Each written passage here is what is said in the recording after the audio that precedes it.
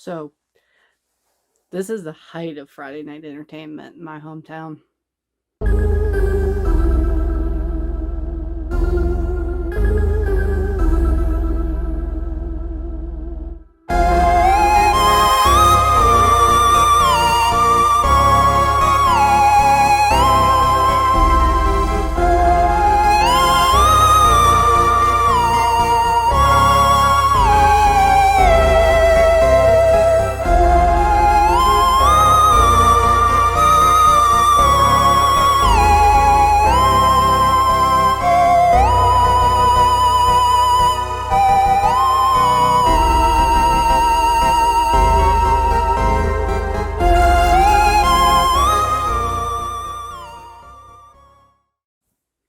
Hi everybody, welcome back to A Well-Read Nerd. Tonight, or today, whenever you're watching this, I did something different, and by that I mean I went on a ghost walk. I like ghost walks. I've been on them before. I've actually specifically been on the one that I went on tonight before, many years ago. This year is actually their 15th or 16th anniversary of the ghost walks. So there's that. But I went to the Rohs Opera House. If you're not familiar with that, that means you're either not into like deep dive paranormal investigations or you didn't grow up in central Kentucky. But Rohs Opera House is a movie theater that is in Cynthiana, Kentucky, my hometown, and has become kind of infamous for its paranormal activity over, well, forever here, but outside of this little corner of the universe, about the last 20 years or so. So they every year in October, they do Friday and Saturday night ghost tours, talking about the history of the town, the stories that many people that grew up in the area grew up hearing. But as I learned tonight, people from all over come to these things now, and they're all fascinated to hear these stories that I heard growing up. So it was a very interesting experience that way because, like I said, I grew up in this town.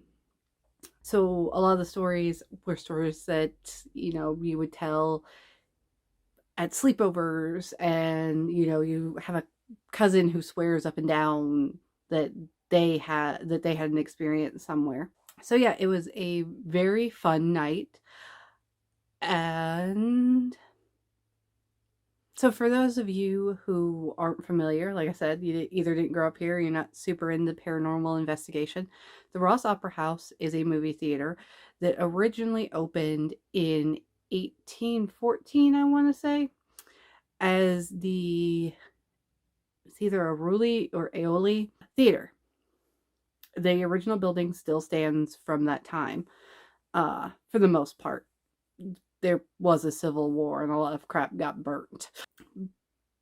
But it stands in the same location, same place I've always known it my entire life. And in the 1940s, as motion pictures became more popular, they just basically built an auditorium onto the back where they could show the new movies and things like that.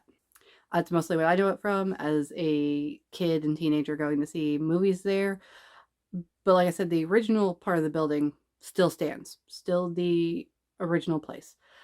There's some anecdotal things about the buildings that I was unable to substantiate. Mainly that the famous actor Chris O'Donnell, his grandfather, one of his grandfathers, was the son of the man who built the auditorium and finished the auditorium in 1941. I couldn't find anything like to connect that, to see if maybe that's just a story. Maybe there's another Chris O'Donnell who also happens to be an actor, and that's his grandfather.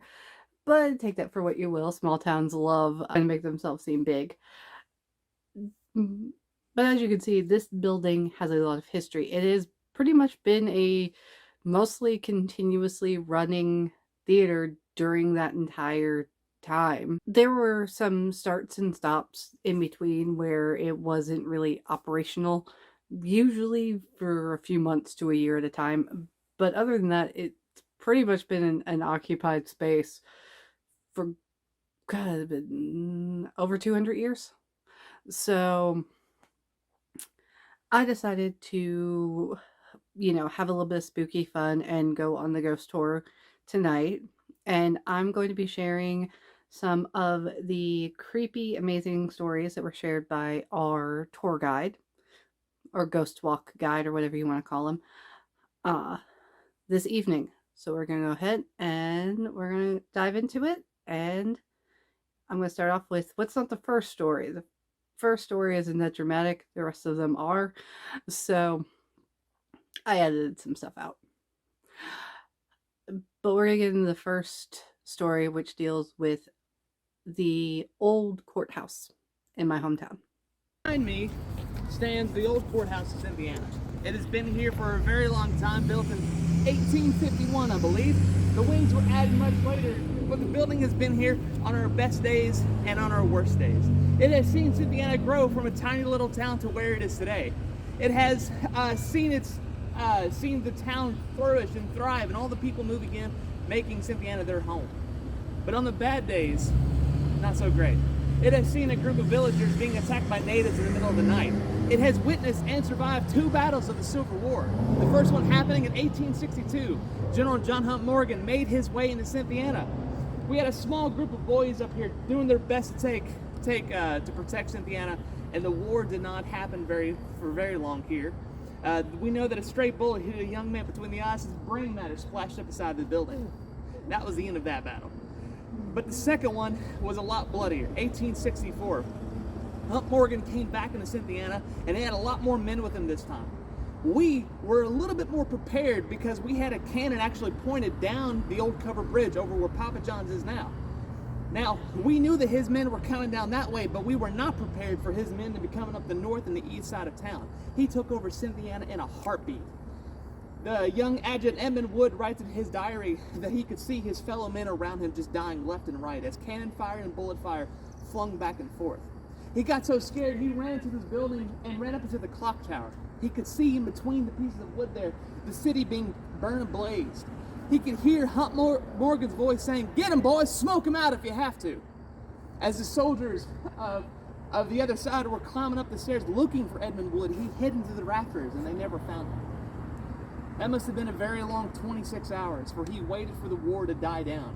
The city covered in smoke, so thick he couldn't see. And he writes in his diary he had to climb over the bodies of his fellow men before they had piled on top of one another. It was so bloody that day.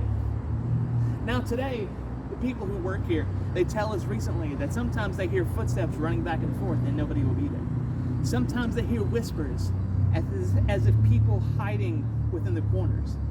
Oftentimes they smell smoke and no flame will be around, as if the smell of burning city.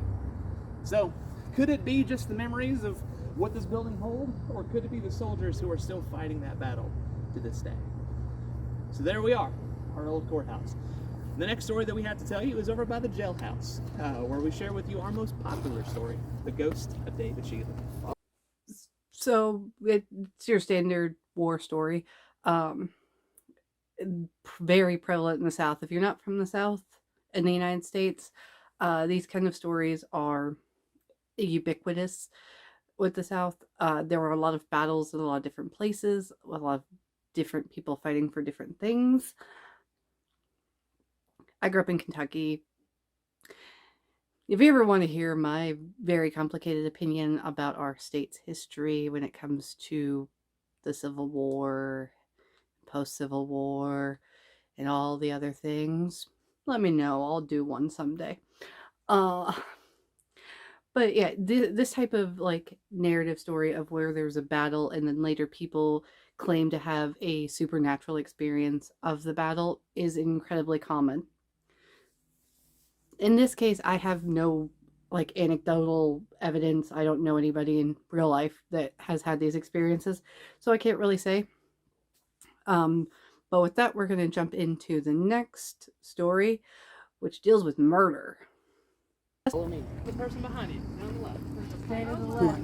Oh. Right.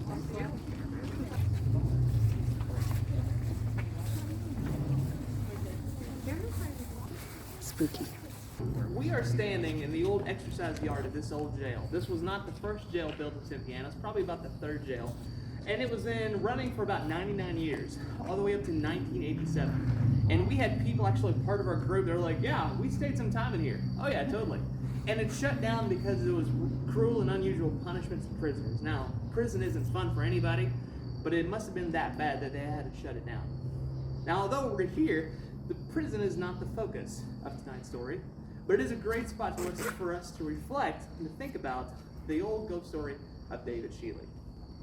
Now, before I tell this story, I have to tell you, David Shealy is not the hero of this story. He was not a very bright man, not a very good man. He had a vice. You probably already guessed what it was. He liked to drink.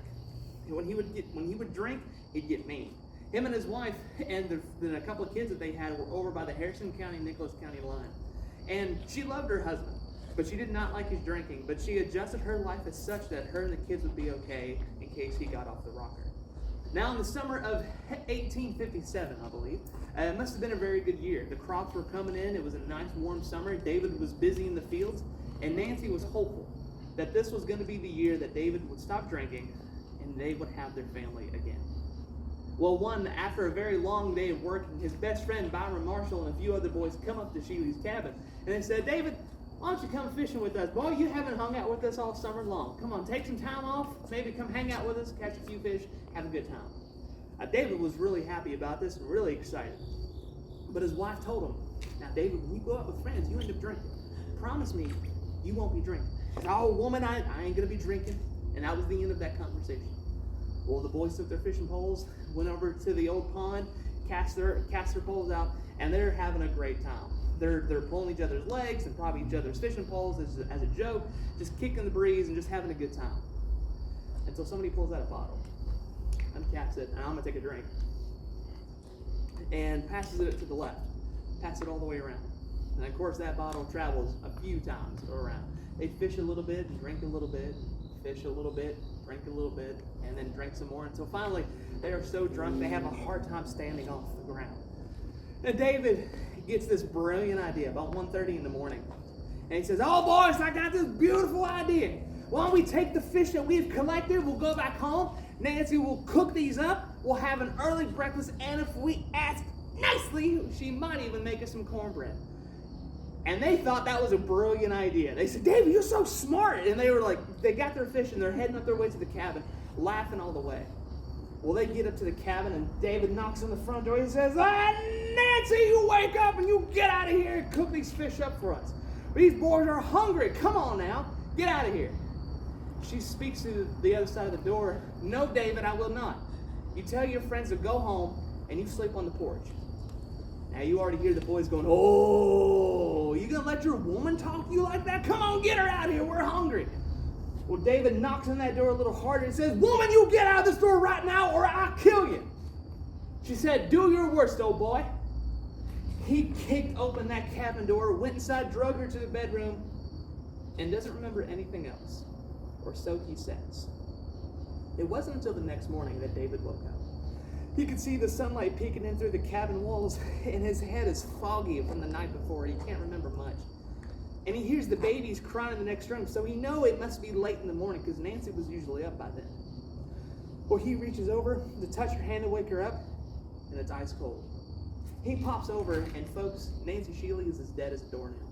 She's got purple marks all around her neck. She's been dead a long time. Well, he doesn't know what to do. He's scared to death. His stomach is turning all which ways. The babies are crying in the next room. His wife is dead in the bed. And he hears a neighbor making his way up to the front door to come check up on him. Well, he freaks out and he climbs to the chimney of their cabin. And the neighbor comes in, looks around, finds the babies, sees Nancy, takes the kids with her, and goes into town and brings back the sheriff and his posse. They said, David, come on now. We know you're here. Come on out. We just want to talk to you. They hear some scuffling in the chimney, and they bring him down, and he's covered in soot, and he smells the high heaven with booze.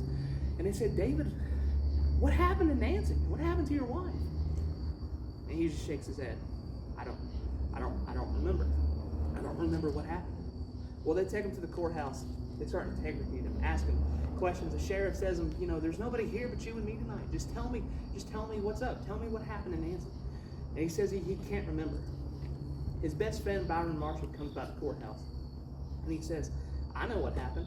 I saw it all. He went into that room and he killed his wife. It's like the devil himself was choking the life out of Nancy Sheila. Well, that was enough to convict him. And they put him on the back of a wagon and they paraded him through town saying that he will die by the neck until dead, or hang by the neck until dead. And it was the largest, it was the largest group of people coming to see the hanging of a murderer. And it was actually the last hanging recorded in Harrison County way back when. So they get him up to the podium. They escort him up to the rope and they said, "David, do you have any last words?" He said, "If I killed Nancy Sheila, I do not remember. I had nothing against her." Well, they pulled the lever and David hung there until he died. They didn't even bother taking him off the noose. They cut the rope, put him in a box, buried him in a hole, and everybody went home. And that would have been the end of David Sheila. However, it would not have been a very good ghost story if it was. It wasn't until a few weeks later that a doctor rolls into town. He needs some bones for his medical research, for presentations. Well, he comes to ask the city of Cynthiana for permission. Is there people that nobody cares about that we could take his bones? They said, "Yeah, we just hung a murderer just a few weeks ago. His plot is over which way. You go bury him up, you can have his bones." That's what he did. Very easy. So he goes over and they dig David up. It's removed the meat from the bones, and he took those bones all over Kentucky. Went all the way up to Bracken County, to Mason County, all the way up to Louisville and Lexington. And wherever those bones traveled, little stories began to pop up. Stories of a ghostly apparition with a noose hanging around his neck, saying these words, "Ain't nobody here but you and me tonight." Now, the stories lasted for 40 years, and I could tell you all sorts of stories of David Sheila, but I'll tell you just a few of them. One, that Christmas Eve of that very same year, 1847, there's a Christmas Eve party happening in Georgetown, Kentucky. You can actually see the house on the way to town. And they asked this freed slave to come play music. His name was Fiddler Bill. And Fiddler Bill loved playing for white folk. He loved playing for white folk. They called him in. He was going to make some money playing his fiddle and also enjoy a really nice Christmas Eve party. Well, they get up to the house and they take him to the living room for him to get ready. And they said, "You just take your time, you warm up. We're going to get this party started in just a few minutes." So Bill's in there, he puts his fiddle down, he's warming up his hands around the fire to kind of tune him up a little bit. And he starts hearing these footsteps upstairs. Doesn't think anything of it. Maybe it's just the guests doing their thing. And as he gets his fiddle out, he's tuning his strings, he's listening to his notes, getting his fiddle ready. And these footsteps start coming down the stairs. Something dragging behind. Something heavy, like a rope. Well, those footsteps get to the door where Fiddler Bill is sitting in, and he starts getting nervous. Those goose pimples start chasing around him. They said, "Now you come out now. Stop fiddling, Fiddler Bill. You show yourself." And Bill says that those doors opened up, and this mist rolled in. And it was like this apparition rose up from the ground, and these cool hands reaching around his neck like a rope. And he knew exactly who it was because the Spirit spoke to him and said, "Ain't nobody here but you and me tonight." Bill dropped his fiddle and he ran out the door. He kept going. He was jumping fences, dodging trees, making his way back home. And whenever he stopped to take a breath, he heard those words, "Ain't nobody here but you and me tonight." And he didn't stop until finally he gets to his cabin and turns around. Nothing's there. A little bit of snow starting to fall. And that's it. Now, those stories like that, they traveled all over Kentucky, like I said. But the doctor who had those bones did not care for these stories. He called them pish-posh. Silly little stories. Nobody should listen to them. Well, he got sick much later in life, and he passed away. And all of his stuff, all of his medical stuff, went to his daughter, including the box of bones of David Sheila. Well, she didn't know what to do with them. So she just put them in a cellar in hopes of one day somebody will be able to solve something, for she didn't care about these bones or the stuff that her father had. One night in the house that they're staying, her husband gets called off for work or business sometime in the night, and she asks a friend to stay the night just to keep her company. Well, she goes down into that cellar. That's where the furnace was. It was going to warm up the house. And as she's putting pieces of wood in, she looks over at that box of bones, thinking about those stories. "Ain't nobody here but you and me tonight." Those are pish-posh, Father says. Pish-posh. And as she gets it nice and warm, she starts making her way upstairs, and she hears a loud bang.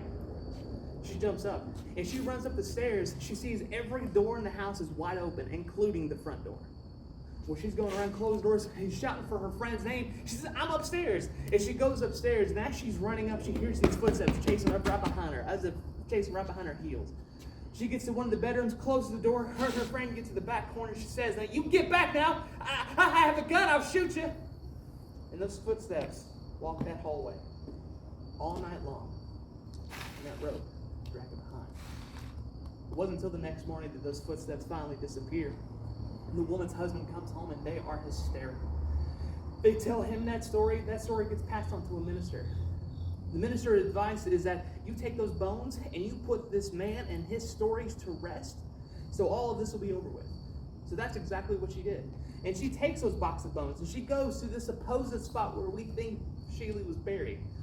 She puts those in the ground, puts the dirt over, says a little prayer, and we haven't heard much of David Sheila since then.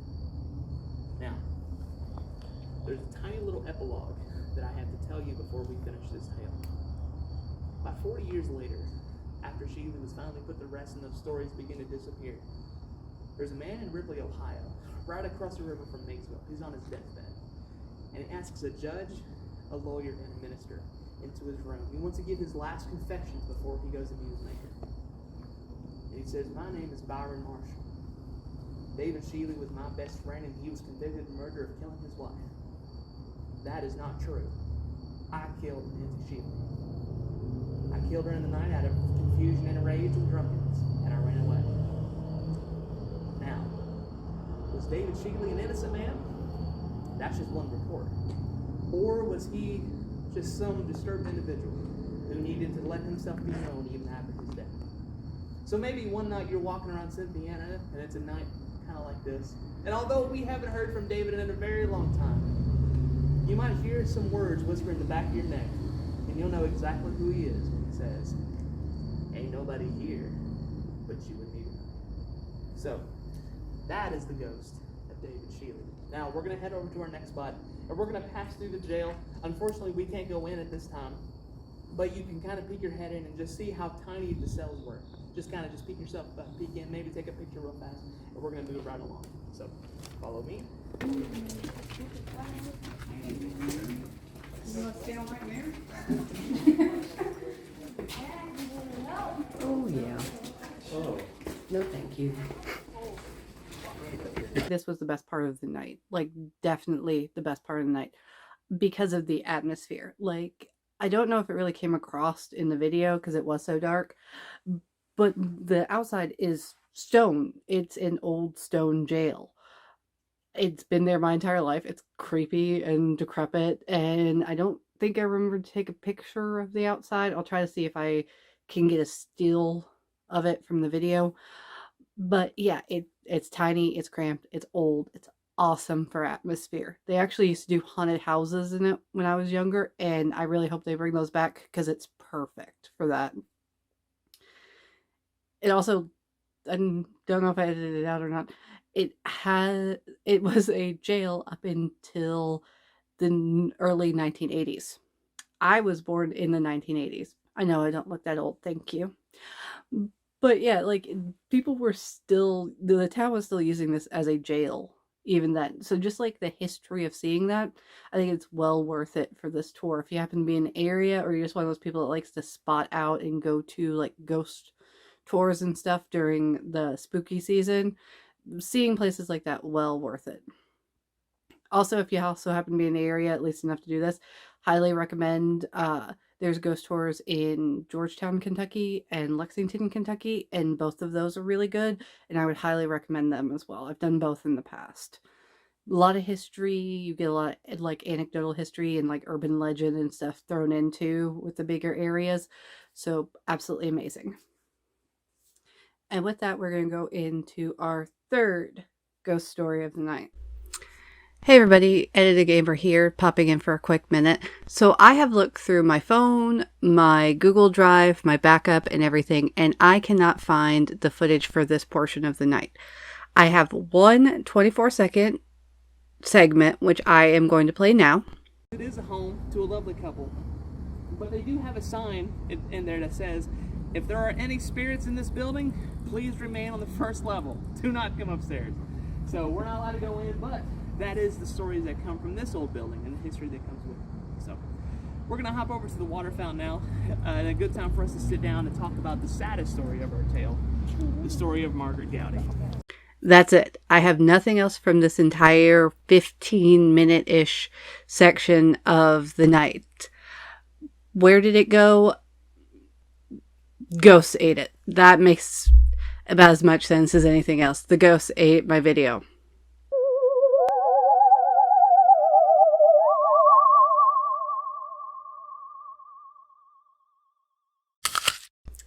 Or what's more likely is I decided to do this the day after I bought a brand new phone, and I somehow managed to delete the footage myself. But ghosts sound more exciting, so we're going to go with that one. Anyway, that's it. But with that, we're going to go ahead and we're going to get back into the video. Now, also through this section, there was another segment that I have filmed. I'll show you a steal from it outside the old courthouse.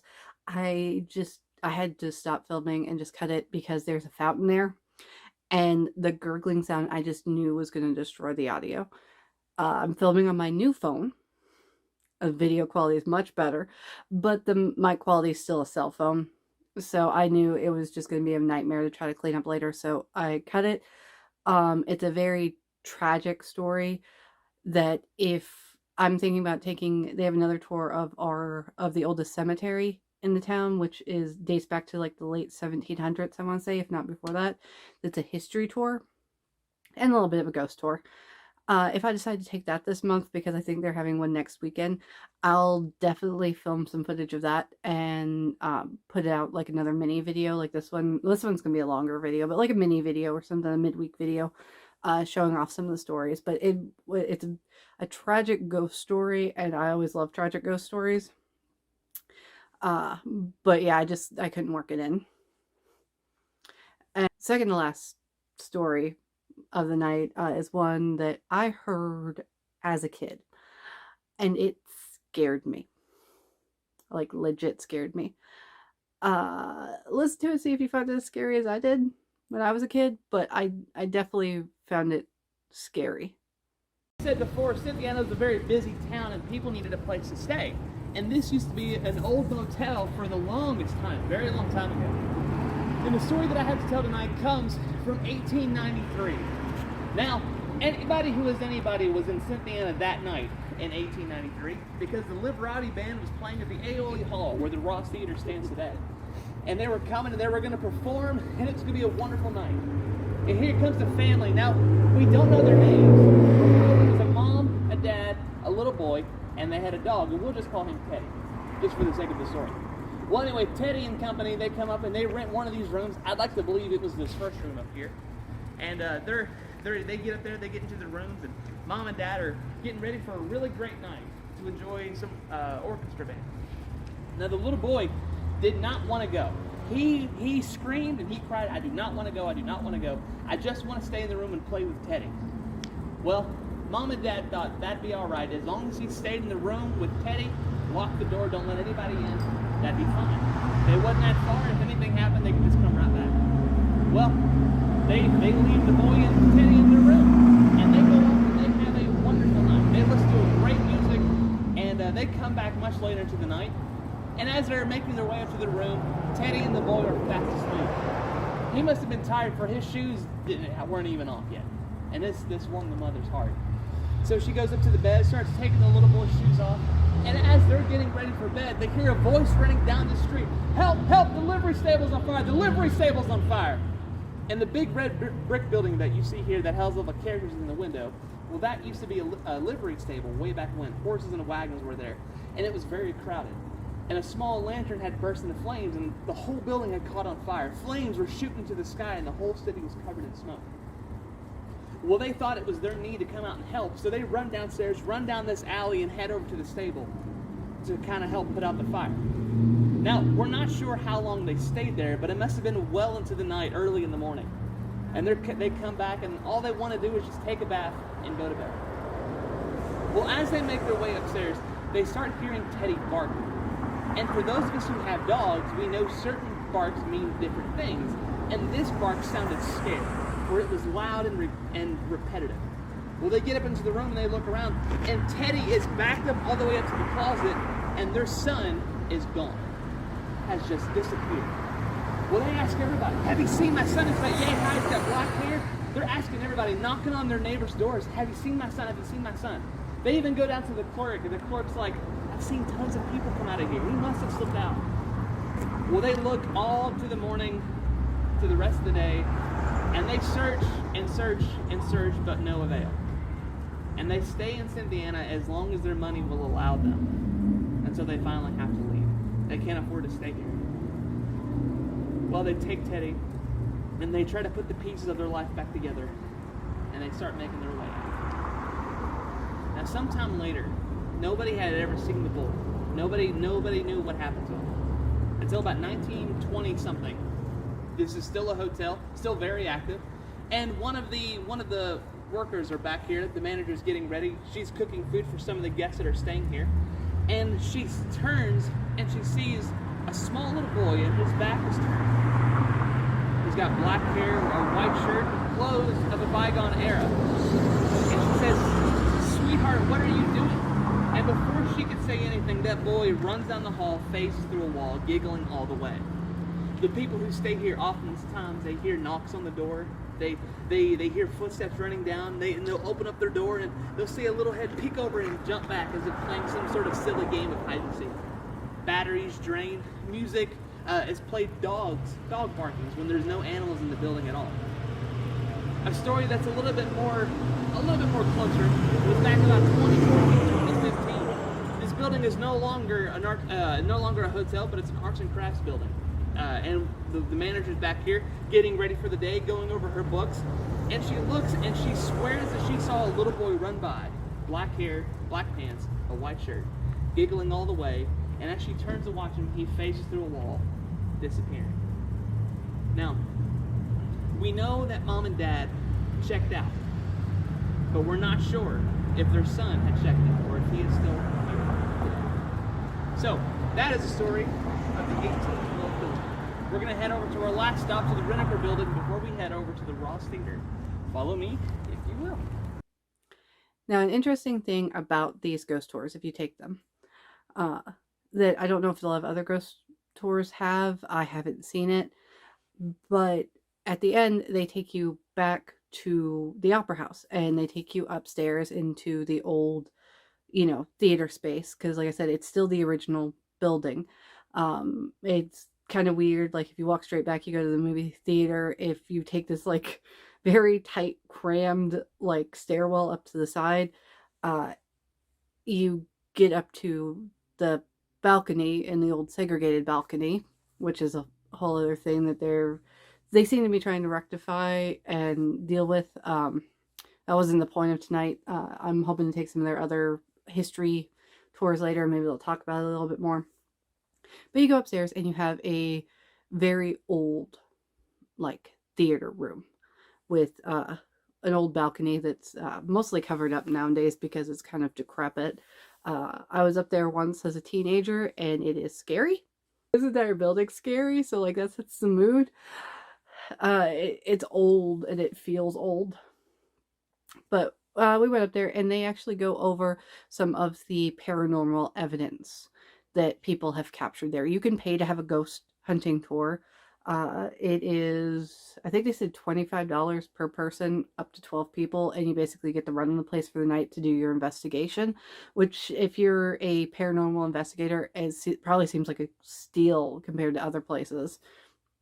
Yeah, they took us up there, showed evidence that people had captured and things like that, told us about the history of the entities that reside in the place. And it's interesting again because, like I said, I spent probably a solid few months palling around this place my senior year of high school between going to movies and then I did some theater stuff there when it was owned by a previous person, and it's scary. I don't know if I believe in ghosts, but I've got some weird stories I could tell you if you're interested.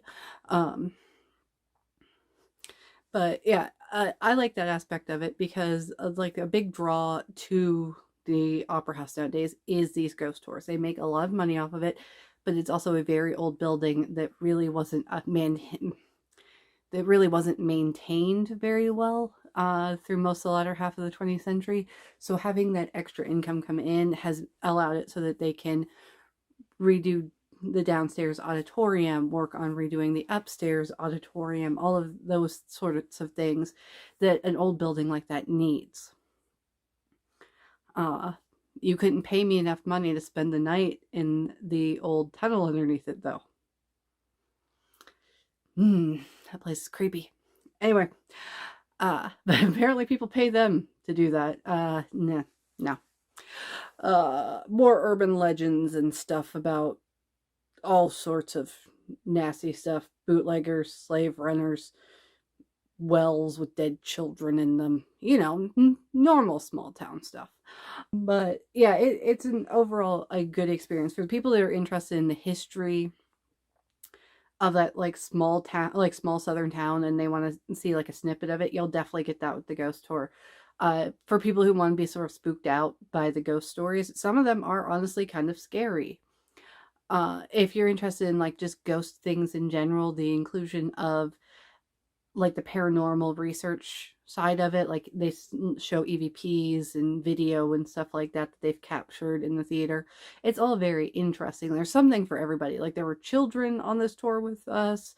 There were adults, like somebody who looked like somebody's grandmother was there. I took my own mom to get her out of the house. She had a great time. But yeah, it was overall a good experience. And if you can't get to this experience and like do it, I would definitely recommend looking around your like general area where you live. I'm sure there's a place that does them. They're usually pretty cheap. It was $20 for the two of us, and it was a walking tour, so it was outside, which is great because of everything going on. Anyway, it is what it is, but I would definitely recommend giving something like this a try. Like I said, I'm sure there are some that are geared more towards like the spooky ghost storyness of it. There are some that are geared much more towards the history, and you can definitely find something that you're interested in. But yeah, would highly recommend, especially if you're a book nerd like me, because it's basically just like written or spoken vignettes and stories and stuff. That's what it is. Um, but yeah, that's gonna be it for today. Welcome to the spooky season. I've got some other stuff coming. I've got some unboxings coming. Uh, as soon as stuff comes in the mail, we all know problems with the USPS these days. So I'm hoping to be able to show that off to you before October is over. I am working on a Warren video that may or may not happen this year, mostly because I want to do a complete deep dive. And I'm not sure if I don't have time to read like 8 books and pick them apart. Like, share, subscribe, help me get a little good karma, I guess, with the algorithm so that I can maybe focus on this a bit more. And that will definitely be something I will work on later. If you just want a quick shot with my opinion with not really much to back it up, like not like play by play and blow by blows, then I can definitely do that too. Leave me a comment down below and let me know. If you're interested in checking out Rohs Opera House, I'll link their webpage down below. Like, parking's not great. You're gonna have to walk to get there, but it's definitely an interesting experience. Also, not near an interstate. Nowhere near an interstate. Google will get you lost. I could almost see where Google is going to send you, and yeah, follow, like, basically go to Lexington, follow the directions on the, I think they have the directions on the website. If not, find somebody that knows where they're going, because if not, yeah. Anyway, that's gonna be it for today. Thanks for watching. I really appreciate you guys for checking out my videos. If you're new here, seriously comment, like, if you like my videos. If you don't like my videos, just let me know. Like, I like talking to people. This isn't a monetized channel. It's a fun channel, and I want to get to know you guys a little bit better. All right, I'll talk to you later. Bye.